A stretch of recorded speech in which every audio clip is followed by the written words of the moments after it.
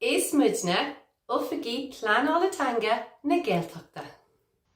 Tá muid inne fostaithe chun Pleanála Teanga a aimniú a gcóir leis na pobal Gaeltachta. Chun labhairt agus úsáid na Gaeilge a ládrú inar geantar hain. Tá achan íon ar na hairí Catherine Martin agus Jack Chambers. Agus singe ag an bearthú, seirbhísí stáit, ag Gaeilge an sa Gaeltacht a chinntiú. Tá deis cinntiú ag na hairí seo a dhéanamh anois agus an Bille teanga ághréachtú faoi láthair.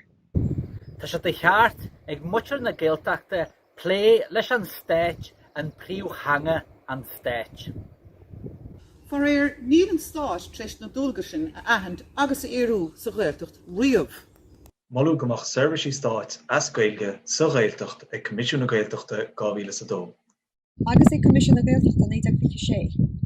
Céad bliain ag fánach leis an stáit agus gaithéan taide, saonolas agus moltaí curtha faoin am ráid. Is é atá wing, agus ó phobal na Gaeltachta, sa bhile teanga nua seo, ná Fóráil dhíreacha ceáil sa bhile i chinntiú go mbeidh seirbhísí stáit ar fáil sa Gaeltacht i Gaeilge. Tá chítar leis an éileamh sa i gCorca Dhuibhne. An gar rua. Ar a charan. Agus in í dóhar. Tastíonn seirbhísí stáit in Gaeilge i gCoisárge. Ins na Rásan. an sa i Gaeltacht na Néise. I mó scrí. Agus ar Ilan ar mór. Is ceart bolúsacha seo, a bheith an pléile de stáit hain, i dTeanga hain, príomh hanga na tíre seo, i de cheantar Gaeltachta hain. Tá takeíocht an stáit riachtanach ar an gceis seo, má tá muid dorírí go mbeidh tochaí an don Gaeilge mar hangaí ar bobal. Mar a dúirt an Commissioner Teanga Ronan O'Donnell ar na malú.